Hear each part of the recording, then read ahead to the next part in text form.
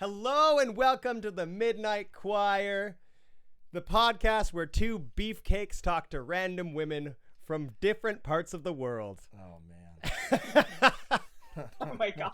I'm like, What did I walk There's a cloud into? where I was, and I'm out the door. I'm like cartoonishly running away from this. Although I am pretty beefy, so that's fair. But Well, you kept saying we were beefcakes. He I arrived here am. today and he was like, we're beefcakes, we're beefcakes, we're beefcakes. And so I was like, that's the introduction now. Wow, I did say It's the 3 times, branding. too. It is the branding. It's how we advertise. It's how we get new audience members in. Hi, I'm Isaac. I'm the producer. This is Chris. He is the leader, the journalist, the man, the mind, the myth behind The Rover, a journal based out of here in Montreal. Chris, how are you doing? I'm great. I mean, you're always so generous. So, no, I wanted to say one thing real quick, and I'm sorry to like we have Rachel Gilmore on the show, and this is like a huge guest, and I'm a journalist I admire immensely. But before we ask you questions, Rachel, I just want to say we lost a member of our family this week, extended family. My aunt Janet, her father Alexander Niven, an old. He was in his 90s, so you know it wasn't like a ski accident or anything. It was expected, but he was a great guy, and he was a union man at the Montreal Gazette in the 1970s during the crazy strikes, and you know, he always had a good story. You know, his grandchildren are my cousins. His daughter introduced my parents. You know, he's played a huge role in our life, or he played a huge role in our lives, and he will continue to in memory. And I just wanted to say, you know, God bless you, Mr. Niven. We love you, and you know, I'm thinking of you and his whole family. I'm sorry to hear that. I'm sorry. Oh to hear that, man. no! I mean, like it's just that's how life is. But you know, I really wanted to take a minute because he's got extended family here and cousins all over. He's part of this really huge family, Okay. and he was loved, and I just wanted to take a minute to say that he was a really important part of my life, and so many people's lives, and you know, we love you, and we're gonna miss you. Yeah, rest in peace. I'm sorry for your loss. I don't know how to react to it because it's not, you know, he's not my grandfather, but one thing I will say, because he worked at the Gazette, and my paternal grandfather died before I was a journalist. He was a big reader of the Gazette, my grandfather Charlie, and my other grandfather said, like, oh, he would have loved to have seen you succeed at the Gazette or whatever, and I never got that. But Mr. Niven, you know, he would say, oh, I read this article or I read that or I heard you on the radio. And, you know, it felt like kind of like my own grandfather, you know, being there for me. So I was just, you know, I was really proud to have known him and proud to have had him in our life. Mm-hmm. And, you know, and his family. Anyways, like I'm going on and on about this thing, but he was very important to us and just a beautiful man. And I just, I wanted to take that minute to, like, you know, because his family is super supportive of me and this project, and they're my family. And so anyways, I'm bad at these things. Yeah, man. That was a really nice tribute. He sounds really, really special. Yeah, totally. Yeah. Bro. Rachel, how are you? Yeah. I'm good. I'm just chugging along, you know, living life every day, living the dream, all that When good you stuff. say chugging, do you mean How about like you guys? beer? Do you mean like wine? Or just what are you throwing back? You know, I've like barely been drinking, which is wild because I think it's because I drank so much during Sounds the like, opposite of wild. bulk of the lockdown kind of time. Yes, yeah, Like- all of us did. Everyone. I think it changed. Yeah. I think it changed What a else lot is of our there to do, you relationships know? to drugs and alcohol. Because Yeah. at one point you're alone in your tiny apartment, and you're like, wait, should I be? Does it count as a social drink if I'm like on Zoom with someone I barely know? Like, yeah, no, it's not. We're fine. It's okay. If you want to support us, you can go to the website right now, sign up for the free newsletter. You can sign up for the paid newsletter. In fact, I encourage you to sign up for the paid newsletter. You just go to therover.ca/support-us, SUPPORT-us. Go ahead, go support us now. And if you can't do that because you're broke like us and you're a leftist, so you probably are, in that case, share this. Like this, review this, please. Chris doesn't pay me because he's poor. I'm poor. Rachel's probably poor. Oh man. Yeah. We have our transparency report online, so you can go through our financials and see, like, be like, Chris, you're spending way too much money on cottage cheese, man. Like, you gotta ease up on the cottage cheese, and I'm like, no, I need the cottage cheese. I don't know. You It's needed to weird. be a beefcake. Cottage He does. cheese and beefcake. He does. is Yeah. I need it. you know? It's the Yeah. beef. How would we have All the right, beefcake enough about cast? cottage cheese. Rachel, what are you working on these days? Yeah, what's up, Rachel? Tell us about you a little bit. Oh my God. A little bit of everything. Mm-hmm. So I've got my official job, which is it's a U.S. Nonprofit, which is kind of cool because I'm like the only Canadian, and I keep getting yelled at for putting U's in my writing. But basically, they're super cool. They are trying to address, or I guess like dismantle the disinformation economy was kind of the tagline for a while, and they're doing that by exposing all of the lack of transparency in the advertising, buying and selling supply chain, because it all got automated like 20 years ago, and that's literally like the reason why everything is bad. And I could tell you way more about that. On the larger, like, it reminds me a little bit of, and I know it's not exactly the same, but there was a thing called, I don't know if it's still around, sleeping giants in the United States, where they would target the advertisers who are on Tucker Carlson or on Fox News, and they'd let everybody know, like, this is what the program you're sponsoring, this is what he says about Mexicans, this is the neo-Nazi he just had on. Yeah. And so you shame the advertisers into pulling their financial support. So it doesn't matter if like Tucker Carlson is getting great ratings on Fox News, if nobody if nobody's paying to sponsor the show, then you're losing money, and that's hit him in the pocketbook. I mean, it is kind of information war a little bit, but that's that. So it's awesome that you're involved in this, because there's a lot of hate out there. Well, do you know what's very cool that you bring up Sleeping Giants is that it's the same organization.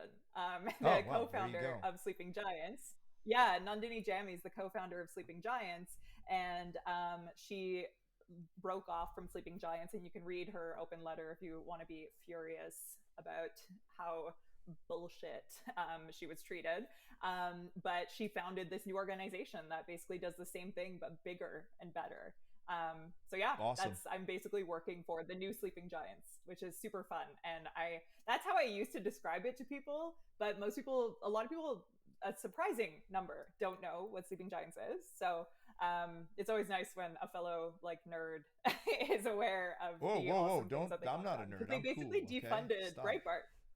Oh yeah, sorry. They defunded Beefcake, Breitbart. not nerd. Yeah, Those beefcake. are like supposed to be Beefcake, opposite ends of the spectrum, right? Yeah. That's right. You can't be multiple things. You're a beefcake or a nerd. Those are the two That's options. it. That's like, of all humanity, we've got beefcake and nerd. Yeah. I guess Christ, beefcake. Pontius Pilate, total Wait. nerd. You think Jesus would have been a beefcake? He's not a nerd. He was definitely a nerd. Yeah, I guess. It's kind This of guy- a nerd. This guy Yeah. memorized the entire Old Testament. Oh, wow. The entire Old Testament. Sounds to me like he's just smart. That's called being a nerd. Okay. Sounds like a theater kid. Yeah, that does sound like I mean, all he did was talk to people on like the shore and stuff. Yeah. Like, And he was speaking in this like perfect verse, like yeah, always. Sermon Apparently, on the Mount, apparently, just off the top, of his head. Yeah. Blessed are the So meek. impressive. Sorry. Rachel, I've been a huge fan of yours for the past like 3 years. Been following what you're doing. Oh, My thanks. favorite, the peak moment for me was when you bought your tote bag, and I forget what it said. I think it said slut or something like that. And then Yeah. and then all the conservative, angry online boys were like, "You can't have that. You're a journalist." And you were just like, you would like post photos like walking. Oh, with it.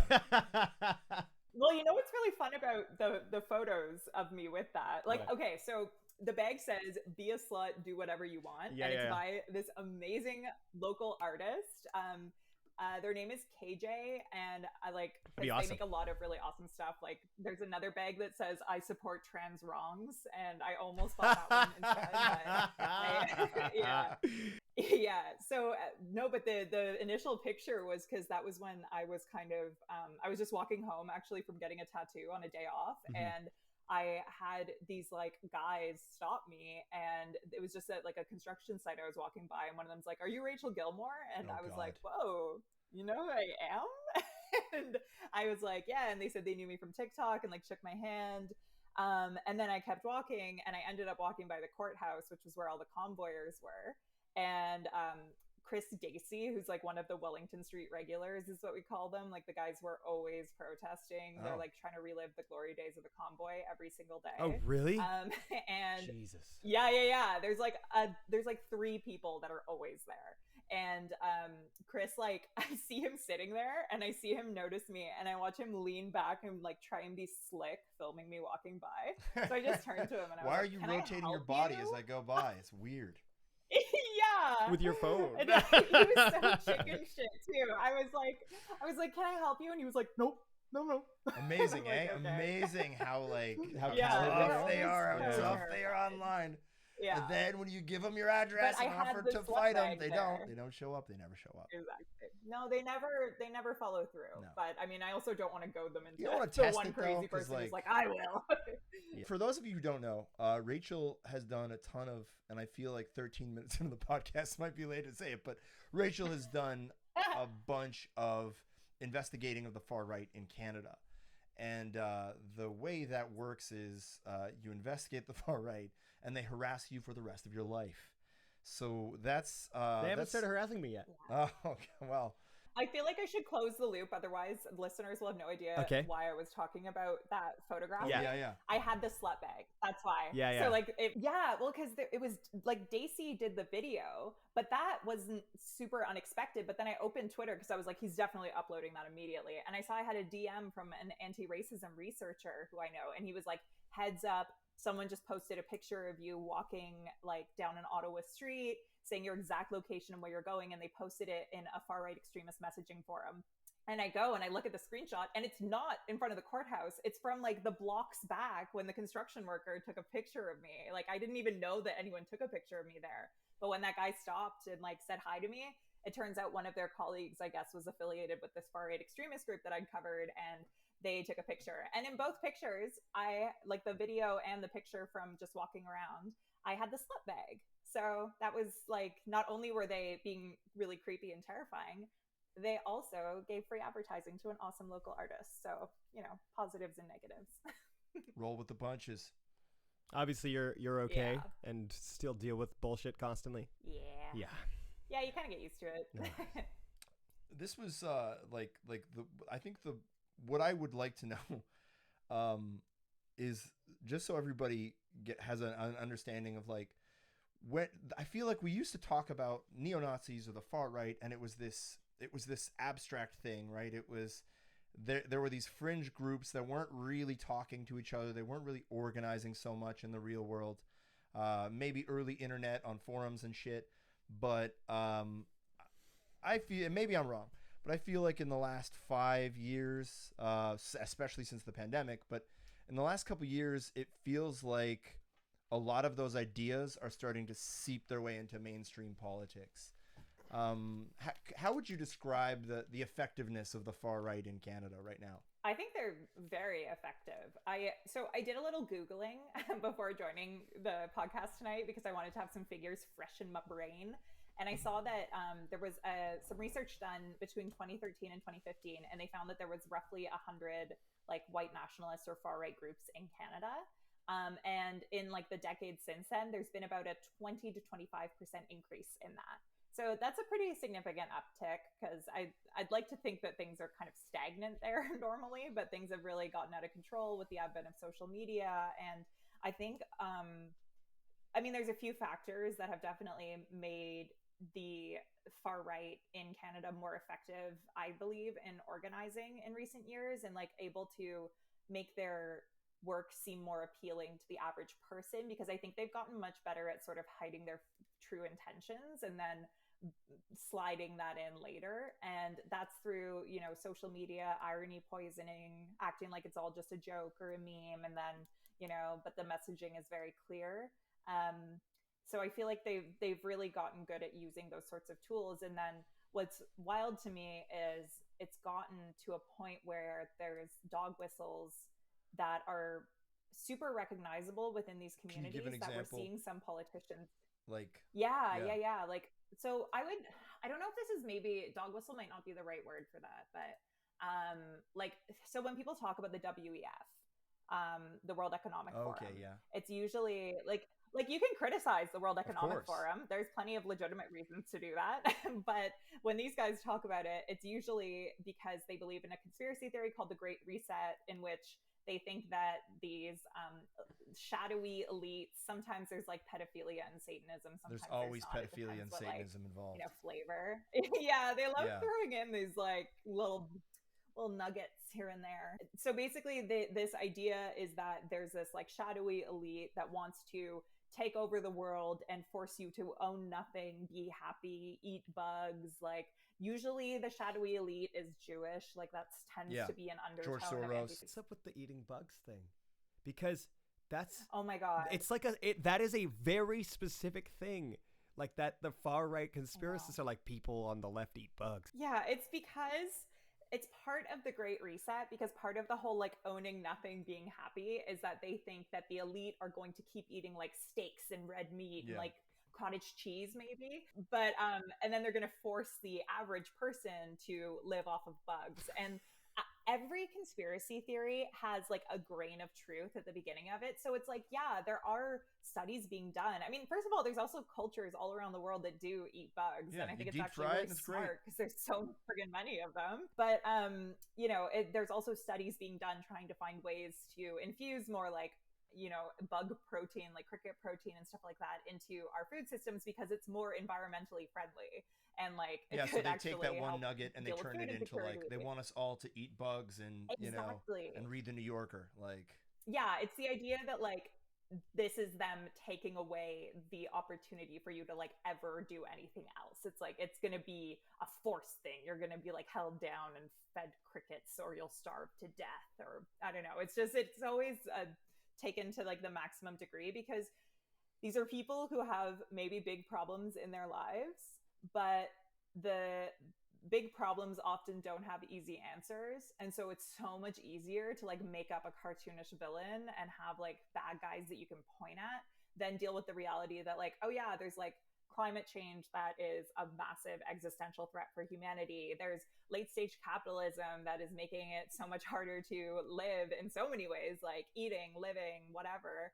And the rich are just getting richer. But rather than trying to dismantle late stage capitalism or actually address the various difficulties that are creating our climate change disaster, like people talk about bugs and like Klaus Schwab and like, make up these like scenarios that feel much more tangible and like easy to address. Why do they think that the elites are leftists? Since when have rich people been leftists? Like, I don't think they know what leftists mean.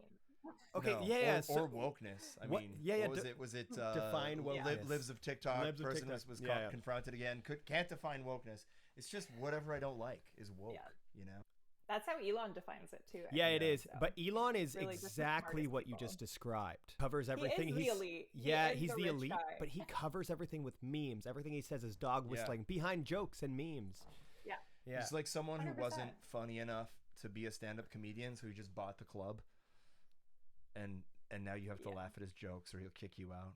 I want to know your guys' thoughts on how Canada and the States, how the right wing is different, how they're the same. Access to firearms. No, sorry. That's a big one, but that's a really big one. Yeah. It is huge. Like our organizing is less based around like firearms. But although it plays a role. Yeah, for sure. The ecosystems, like the far right, subcultures or whatever you want to call them, they're very intertwined. There's a lot of like cross-border activity, and again, like in my little bit of researching ahead of this, so I had some fresh facts. I think that's actually something that's increasing. And we saw it like with the Convoy. A lot of the donations were coming from the States, and like we had how much money did they raise in like a short period of time? Oh, like millions. I'd have to Google it, but they raised a lot of money. It was in the tens of millions. It was like $10 or $12 million. Like they raised in like days, and then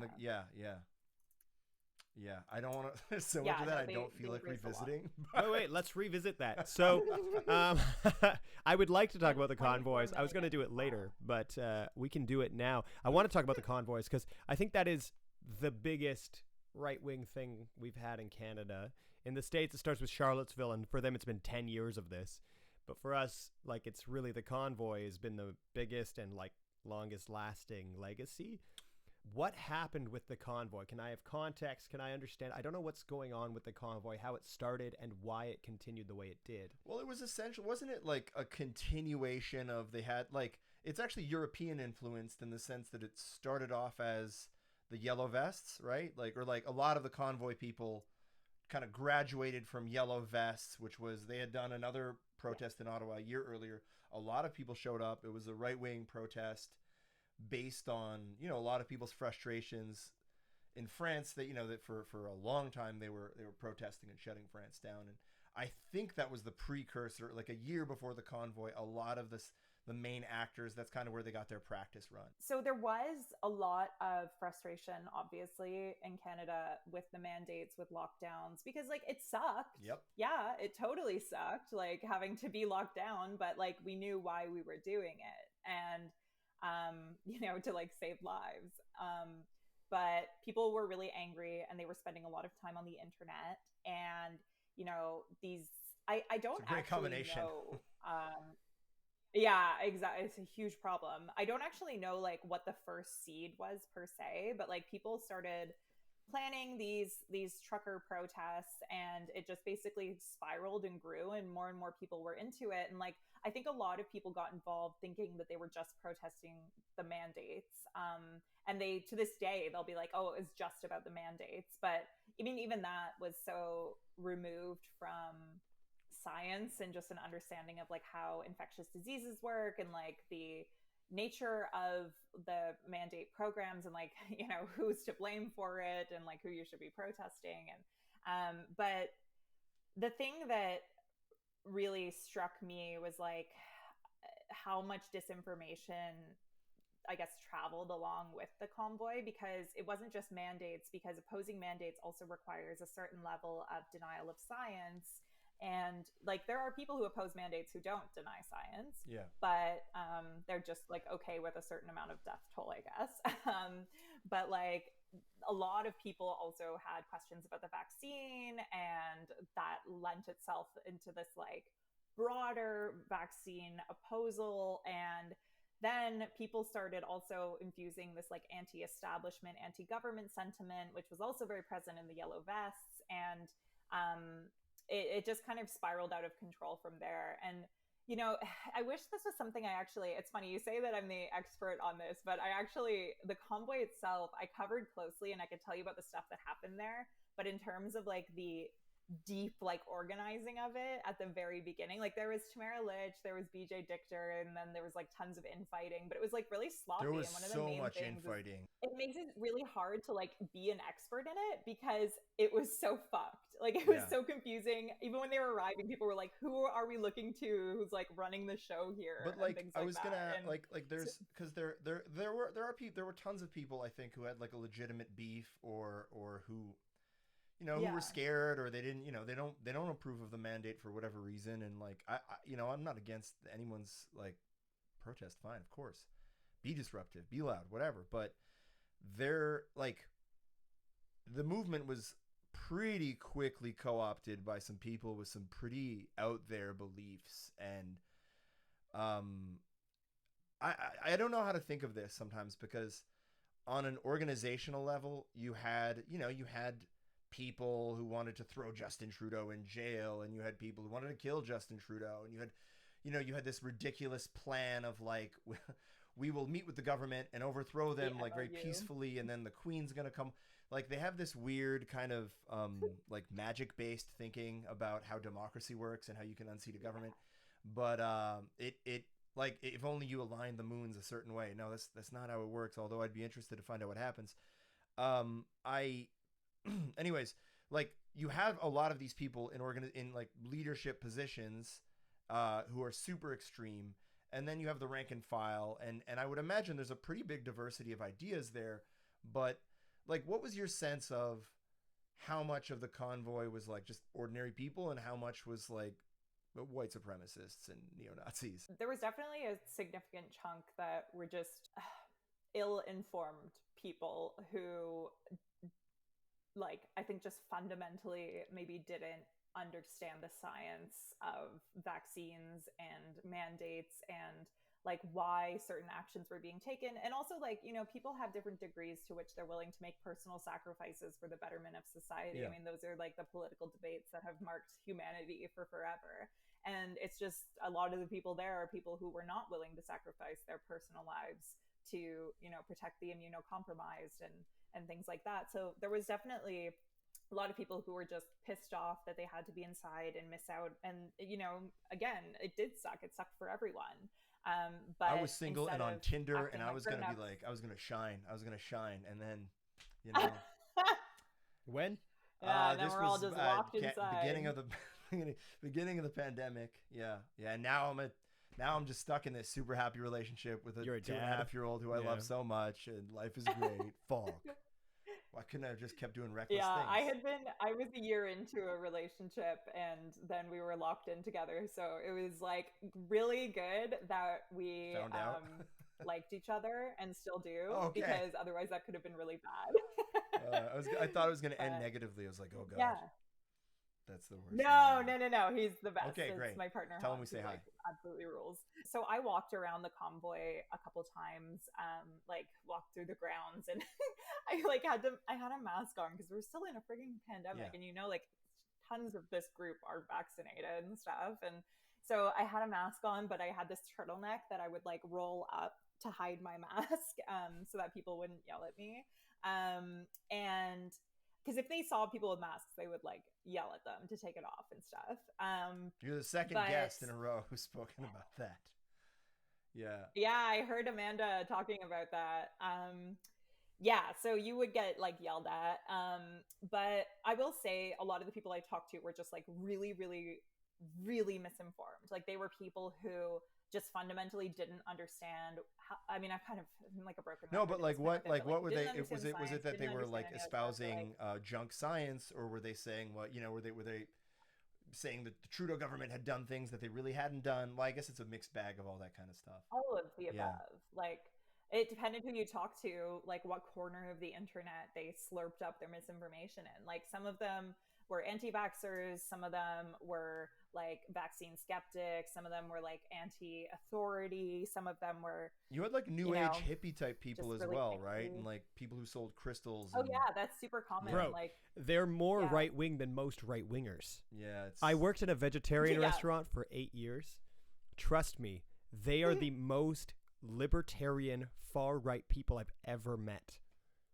Full stop. Wow. Can't trust a vegetarian. Hitler was a vegetarian. I'm a vegetarian. I'll kill you. I'm a vegetarian. Hey, team vegetarian right here. You're outnumbered. You suck. You're a bad person. I know. I'm shitty. I know. You are definitely like on a moral low ground. Absolutely. For eating meat. I've never denied it. For sure. Scum. Yeah. Not only that, like my environmental footprint is literally probably half of what yours is. Oh, it's probably like a third of what mine is. Yeah. You don't know what I do at night? I turn on all the generators, gas power generators, and I dance. Oh, I nice. just dance to the sound of the motor. You're like, I'm going to eat up my whole carbon tax rebate. That's right. Oh, there's another can of worms, eh? Okay, yeah. I know, yeah, please carry on. So there's misinformed people in various ways. Which ways, please? Yeah, so like, I mean, I interviewed a few people, and I mean, first of all, even just speaking to them, you would encounter their they were all really opposed to the media, to the mainstream media, and like you would try to speak to them, but you couldn't even always get a foot in the door because you have to identify yourself, right? So I'd be like, hi, I'm a journalist. At the time I was with Global News, and there was one lady who told me she had been pepper sprayed, and like she had like red eyes and stuff, and I was like, holy shit, that's actually a really big escalation from the police if you're pepper sprayed. So like, I would love to talk to you. I'm a journalist with Global News. And she was like, yeah, and she comes up and she's willing to chat with me, and I was like, about to start the interview, and she goes, sorry, who'd you say you were with again? Fox News? And I was like, no, Global. And she was like, oh yeah, no, I'm not talking to you, you're fake news. And she walked away, and I was like, I was gonna tell your story, girl. What the hell? Like, you're kind of shooting yourself in the foot. What are some of the ways you experience that, like either in the crowd or online, or I mean, because a huge part of the stories you tell, like you kind of have no choice but to end up in the story because you're getting threatened and you're getting, it really hasn't been easy for you. So can you explain like what it was like?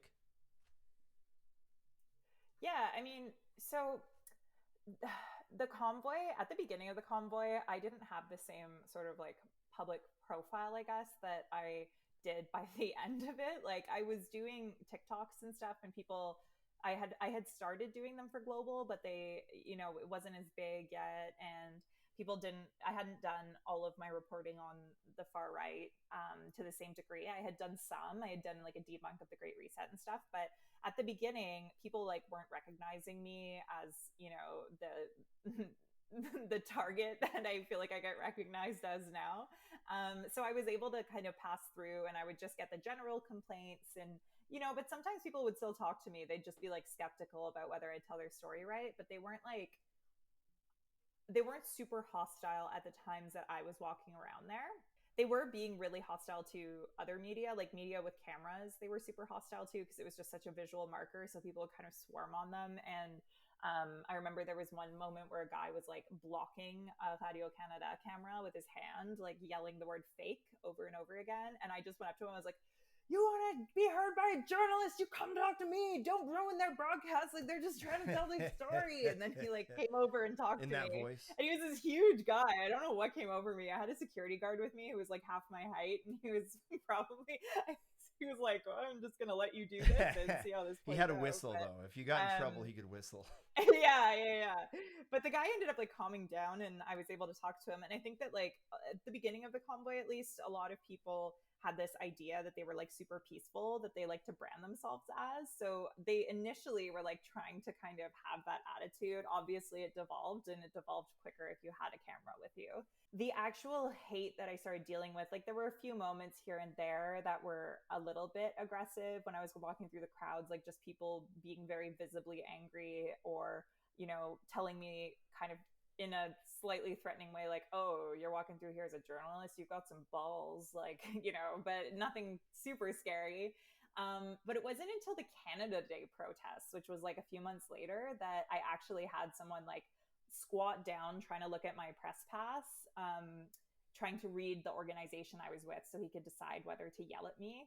And when he read it and realized who I was, he kind of like walked away because his partner like grabbed him and kind of calmed him down. But then I was walking back to my newsroom, and he came up to me, and he was taller than me, which I'm 6 feet tall. So it's impressive when, they're actually bigger than me. But he was like coming up to me, and he was just yelling and laying into me, telling me that, everything's my fault. And he wasn't yelling to me at me as Rachel Gilmore. He was yelling at me as a media person, like just representative of the root of all evil in his mind.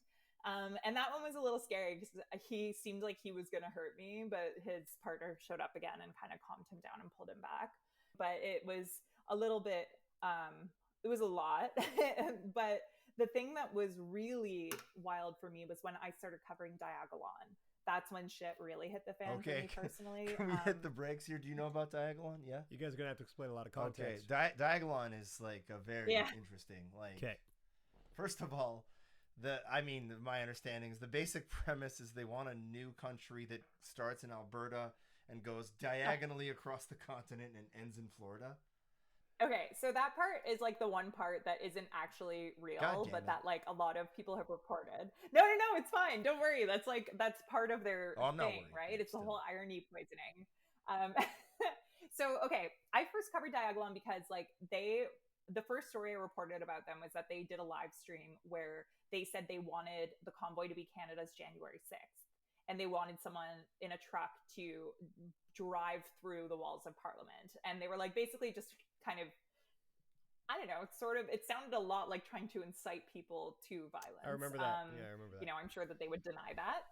So that was like what first put me on their radar. And so I started researching these guys, and I learned more about them. And they're just like kind of a live streaming troupe was how they kind of got their start, I guess, as like public figures. Troupe makes it sound like they're doing improv and we all have to pretend it's funny.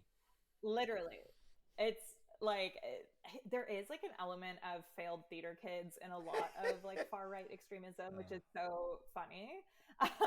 But yeah, no, they just like they sit and they do their little live streams during COVID, and no one had anything else to do. So like, they had some groups of very dedicated followers, and they were engaging in mis and disinformation. And if you speak to people who were tracking Diagon before the convoy, you will know that they were actually like very far right. The meme is that they want to establish a state called Diagon because Jeremy Mackenzie says he was super baked on a live stream once, and he realized that all of the places that don't have mask mandates creates almost a diagonal line through North America at the time. And so he was like, we should make that the country of all the sane people. And that's like the joke. And it just like spiraled out of control. Like they say they have a demonic vice president named Philip, who's like a goat. And like there's something about Don Cherry in there too. And like, it's just like, this is irony poisoning to the fullest. So like that part is the meme. And that's why you get people testifying at like, you know, the convoy inquiry that happened and things like that, saying, oh my God, it's obviously a meme. Like their vice president's a demonic goat. Do you think they're serious? They're obviously joking. But like, that's the joke part. But what is very real is that these guys sit and do their live streams and they get hundreds of viewers, which doesn't sound like a lot, but if you think about the stuff that's being said, it actually is. Yeah. And their Telegram channels on that social media platform, and you know, their leader's Telegram channel has like over 10,000. I think it's over 13,000 people in it.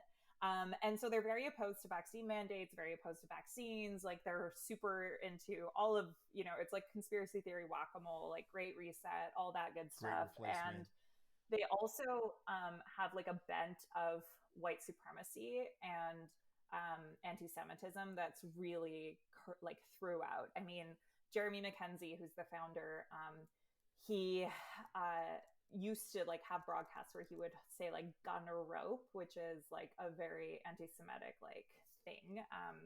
And if you speak to like anti-racism researchers who have been tracking them for a while, I started mentioning before, like they have been really like extreme far right for a long time, but they found a broader audience in their opposition to COVID mandates and vaccines because that resonated with a lot of people during the pandemic.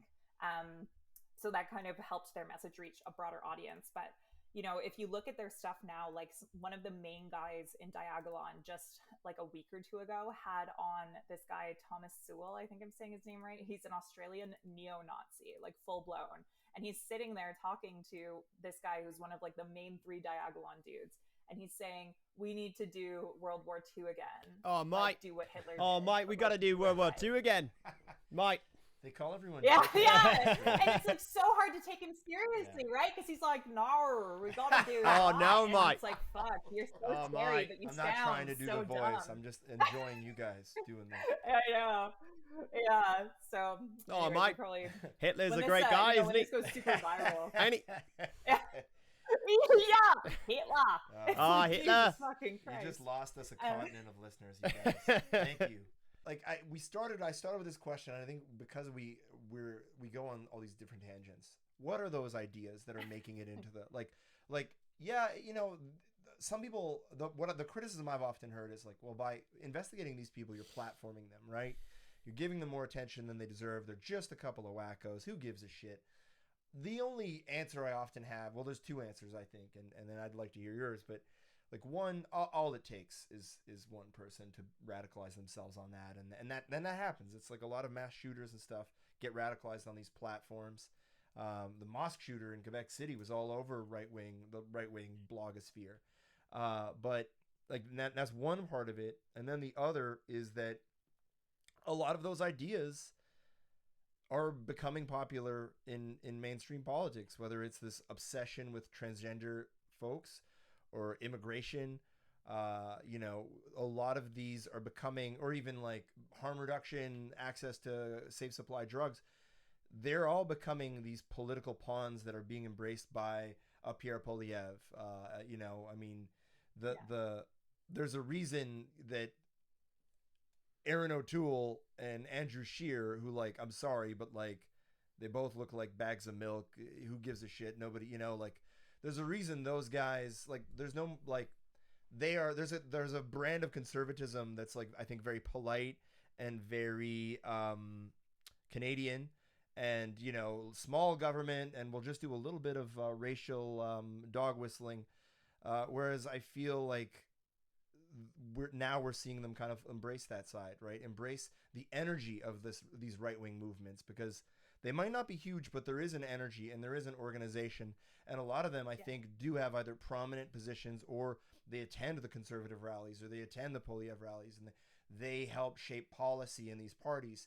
How, like, what is some of what's going on in the far right that you're seeing infiltrate mainstream Canadian politics? Yeah, I mean, you kind of like touched on most of it in the sense that, you know, so on these forums that I've joined all of these like far right forums so that I can keep an eye on all the crazy shit. Does Facebook and Google recommend all kinds of crazy shit because of that? Because you're like following all these things. They're like, hey, you want to buy a knife?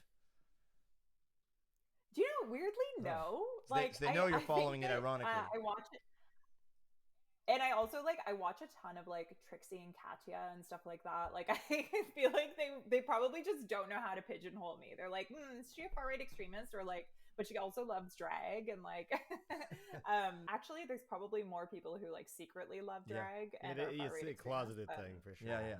One important thing that I was just going to quickly say before I answer your question is that like the overarching thing with Diagon is that they're accelerationists, which means that that's how far right extremism researchers often categorize them, which means that they're basically trying to accelerate a sort of perceived decline of society, and like they believe that we're headed in that direction anyways, so why not just, you know, go gung-ho and like, you know, have our democracy crumble, because that's where we're headed anyways, and that can then be very radicalizing for people. So just like what are the ideas that are showing up in mainstream politics? Obviously the anti-trans one is huge right now. Like, all of these forums are talking about trans folks like nonstop. They are obsessed, and they've decided that you know, it's that old it was the homophobic trope from like the 70s, leave the kids alone, and now that's being applied. That same like pedophile sort of trope is being applied to drag queens and gender non-conforming people, and, you know, trans folks and non-binary, and like you know, it's just so that is something that's huge in these far right circles, and it's leading to a lot of like really violent rhetoric. I would say it's only a matter of time until someone gets killed, but there already have been people killed. It's really scary, and that's why I think it's so incredibly irresponsible to see how politicians are trying to use that fear and that anger and that, frankly, hate. It's just, a lot of it is just unbridled hate because people don't understand it, and instead of trying to embrace it and understand and learn from people who are living this experience, instead they're furious about it. Politicians are fueling that, which is so fucking irresponsible. And you know, it is so in Quebec craven. there's a government funded anti-trans group. Are you serious? Yeah. There's it's called PDF Quebec pour le droit des femmes. It's like a turf feminism, right? Like you're only a woman if that's your gender assigned at birth. They've singled out, I don't know if you know Celeste Trianon, who is a trans activist in Montreal. They've outed, like, they've doxed her. They posted a picture of her and accused her of all kinds of horrible stuff, and said that she wants to radicalize your kids, and that like she's teaching them about like it was like really intense shit and lies. And they get $500,000 over a 4-year period from the Quebec government. I don't think the funding will be renewed, or at least I really hope not, because it has attracted quite a bit of negative attention. But the Coalition Avenir Quebec is the first government in Quebec history to fund an explicitly anti-trans activist group. So you know, as much as we're seen as this progressive place within North America, we're not immune from it either, and our obsession with immigration. And these are kind of reasons that I was asking, because like I you know, what are you seeing that's making it through? And I think the anti-trans thing right now is a huge piece, and it's really dangerous, and it scares me because I think, like you said, like this obsession with pedophilia, like, I'm sorry, but I believe it's like 80 or 90% of the time, like if a child is abused, it's someone in their family, or it's someone that they know very well. And like, instead of looking at that very hard and complicated reality, we find a boogeyman. One thing I'll just quickly mention to riff off of what you were saying. No. It's so dangerous in like a multi-pronged way, because not only is it perpetuating a false idea that people who are LGBTQ are somehow a danger to kids, which can then, elicit a lot of anger and violence from Yeah, it people justifies the who violence, think that right? they're protecting children. When there's kids involved, people think that they can do anything to protect them. But if your perception is like of the threat is based on something entirely false, it's just so incredibly dangerous. And then on the flip side, it's endangering those kids because it's misleading them about what the true threat of grooming and of pedophilia actually looks like. And then additionally, it's being used to not only legislate away trans rights and the ability to access gender affirming care, which also saves kids' lives, because having puberty blockers and having choice actually keeps people from killing themselves. They're also putting kids at risk because they're taking away, sex ed. They're making it opt in in Alberta, some aspects of these educational.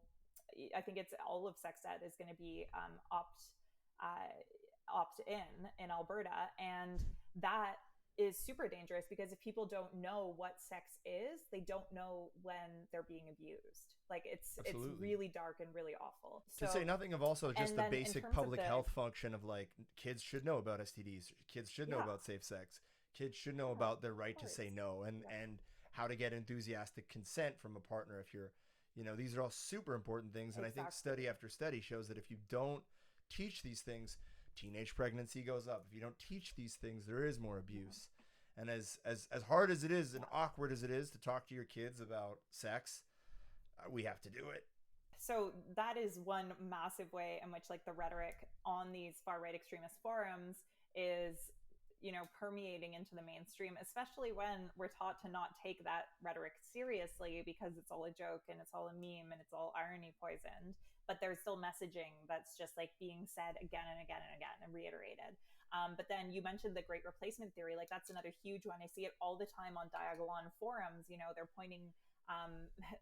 So you hear it validated in American politics all the time because people are saying, especially Elon Musk is a huge proponent of this great replacement theory, alleging that there's, immigrants being brought in to skew the votes in favor of the Democrats when that's absolutely not how anything works. But we're starting to hear, a similar kind of villainizing of immigrants here in Canada. There's a ton of posts being made in these forums that I'm seeing of, people lining up for jobs. And if the lines are too diverse, they'll be like, oh, look at all these immigrants coming for our jobs when you're already struggling. And, Canada's starting to look like India. And like, you just see, like, these are posts that I've seen. And these are from people who have over 10,000 people in their channels that are seeing the stuff that they're putting out. I don't think I've seen Polyev full on, because Polyev is the one engaging in like a lot of the rhetoric that we're talking about. I'm not really seeing it. I mean, Bernier also, but he's like kind of a Bernier's a non-factor at this point. He's a non-factor. Like, What a fucking idiot. I'm sorry. Yeah. I can't. He's just sort of a clown. The thing he was most famous for before running for conservative leadership was for leaving classified documents at his mob-connected girlfriend's house. He's a fucking moron. I'm sorry. Yeah. He's not very intelligent. You should have seen like the way that conservatives talked about him on the Hill was kind of hilarious. Yeah, like, he's a big idiot. I don't know, before he did the leadership thing. Yeah, that was his reputation. But no, so like when I talk about all of this stuff seeping into politics, the reality is it's hard. This is why people call me biased and like, everyone gets this shit in the comments and stuff, but it's like, yo, I would cover this if Trudeau or Singh or like any of these guys were engaging. They're shitty in a different way. Yeah. So like I subscribe to all the fundraising emails from all the parties, and it's actually nuts, like how the night and day difference. So the conservatives are saying crazy shit when they're fundraising. Like they're calling media like state sponsored, and like, it's just like, it's absolutely wild. But I haven't seen anything from Polyev that is like super great replacement-y, unless I'm forgetting something, but there's nothing that comes to mind. It's a Quebec thing. Quebec is very big on, him. or like our big intellectual Mathieu Bock-Côté, and like for those of you at home, the biggest air quotes in the world on intellectual. But yeah, he's got a PhD and he wears a suit and he's polite, I guess, but he's still Canadian. Yeah. Like he's not a United States politician. No. Well, know? no, he engages closer in to like it. a huge dehumanization Yeah. of immigrants and look, our Christ, our minister of immigration in Quebec, like during the last election, said something like 80% of, or 87%. He had like this weirdly specific number. 85% of immigrants go directly to Montreal. They speak English and they don't have jobs, and it was just so disconnected from reality. But it's the kind of thing that he thought his base wanted to hear during the election. You were mentioning the United States, Isaac.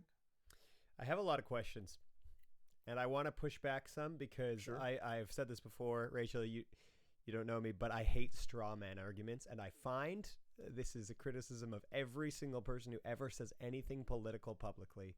I find people tend to straw man their opponents accidentally while speaking in any public forum, unless there is somebody who is pushing back. So let me push back, Sure. okay? Do you guys mind? I know you too well to mind. Go for it. Great, Isaac. great. This guy, he turns around, he just decks me. Let's go back a little bit and talk about people who are distrustful of the media that you were talking about in at the convoy, right? They're kind of right, aren't they? Like, the media is really hard to trust. I read, as a leftist, I read CBC and they say sentences like, "Man dies in altercation, police were there," but it never says that the police did it, even though the police shot a man in cold blood. And or Pierre Poilievre says something and they're like, Pierre Poilievre stands against abortion, but it's like Pierre Poilievre says anyone who gets abortion he did not say this, by the way. I'm making this up, just to be clear. Pierre Poilievre never said this.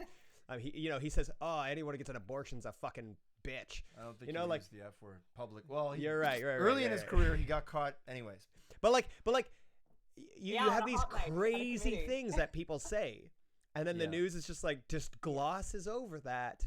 And so when I hear right wingers be like, "Well, I don't trust the media," I'm kind of like, "Well, yeah." So like, what's you guys? You guys are journalists. Respond to me, because they're right, aren't they? Rachel, you want to go first? So I think that there are reasons absolutely not to trust media, but I think that when you are describing your reasons for being mistrustful, you've got examples and you've got wordings, and like, I don't know, it's the folks at the convoy, their critiques of media were non-specific to a degree that I think shows that it wasn't so much. I don't know. Sorry, I'm like challenging myself in my head right now. Yeah, sorry. I'm trying to push back because we need to think through these things before we just throw them out there. No. But the thing is I agree with you. I think there's a lot of reasons not to trust the media but I mean, I do think that if you read media with with your critical thinking hat on, and like the way that you're describing it, like you're pointing out the flaws in the ways that things are worded, because at the end of the day, most mainstream Canadian media is pale male run, and it is from that perspective, and from a perspective that absolutely preserves power and in many ways like cows to it. And I mean, the last few months of reporting on Gaza, I was about to bring that up. I was like, Gaza is a perfect example of how the media is bullshit. A lot of it is, I think people are noticing a drop in quality, right? And that's the truth. That's just like newsrooms across the world are disinvesting. They're pulling money out. They're going broke. So like, there is a significant drop in quality. Yeah. More mistakes are making it through. You have a lot, and I also think that often readers confuse a columnist with a journalist, or they believe that if the journalist has some sort of personal bias, that like that's proof that you're there's something wrong with you. But like, we're all human and we all have our own biases. But I don't think I think there's not a great understanding of how the news gets made, and what has to be cut, and what has to, and how you have to sell a story. And to your point, sometimes I think stories are sold in like a super immoral way and like an exploitative way. There's so many reasons not to trust the media. I mean, when I started out, like I did a lot of reporting in Indigenous communities, and nobody wants to talk to you because they've been burned so many times before. You can't blame someone who's in an indigenous community. It's been like someone comes and they even a well-intentioned person, they're ignorant of the culture. There's kind of like a little bit of white saviorism. They don't they'll take the worst thing they saw in the res and they'll pretend like that's how it is every day.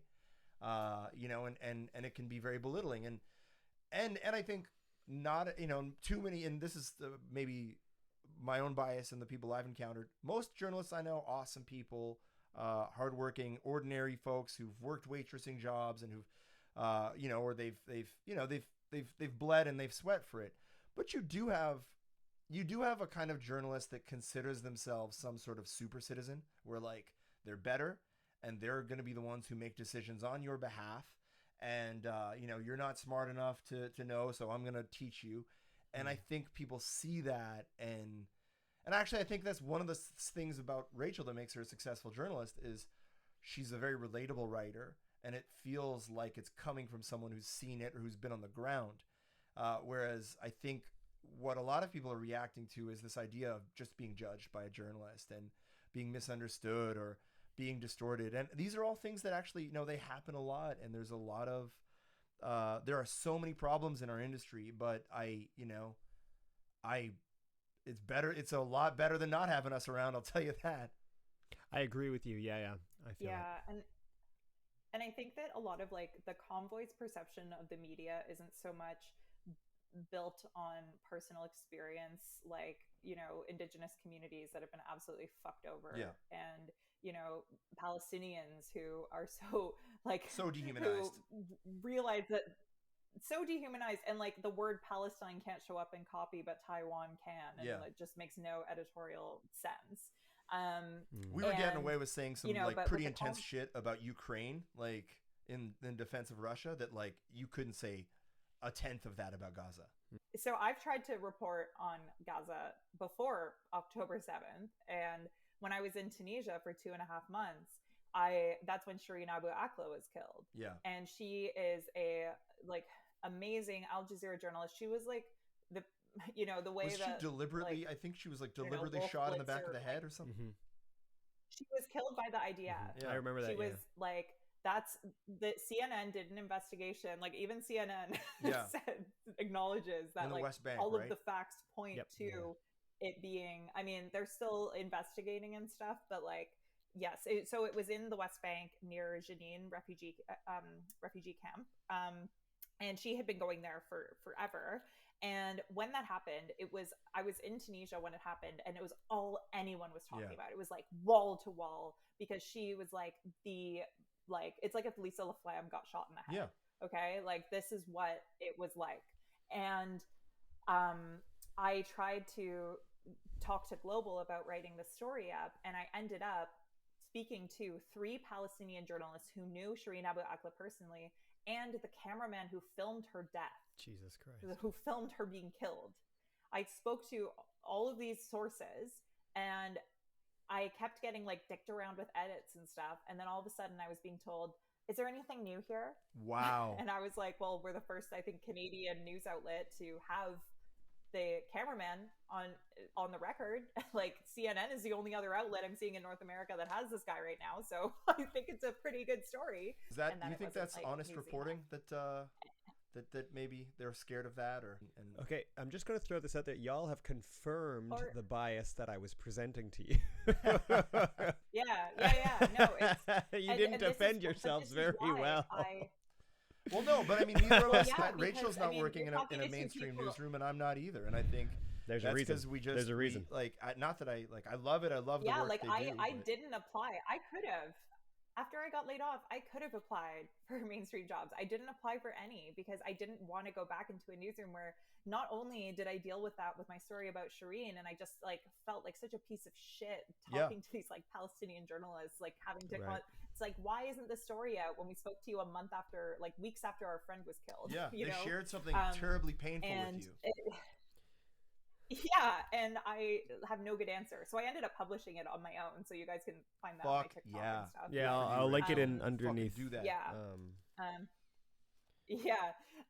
But what ended up like that between that and the other thing that really got me was the lack of interest in reporting on far right extremism. I had to fight tooth and nail for every story I wrote on the rise of far right extremism in our politics and the ways it was like overlapping, you know, like when Pierre Poilievre was being like shaking hands with Diagon, and when these guys were like, when he marched with like in a Look, he shakes a lot of white protest that was supremacist organized by hands, someone, okay? Like, it's easy to, they're don't, just you know, come yeah. on. Don't be a baby. And like there's lots of reasons, like, and I don't know, there's the overarching point that I'm making here is that I would like literally frustration cry in my apartment because I do this job because I want to help people and make the world slightly less shit. I don't do it because I'm trying to like get rich or because I'm trying to like, you know, become a celebrity or something, because like first of all, it's just like not gonna happen in journalism, so anyone who tells you otherwise, it's like lying to you.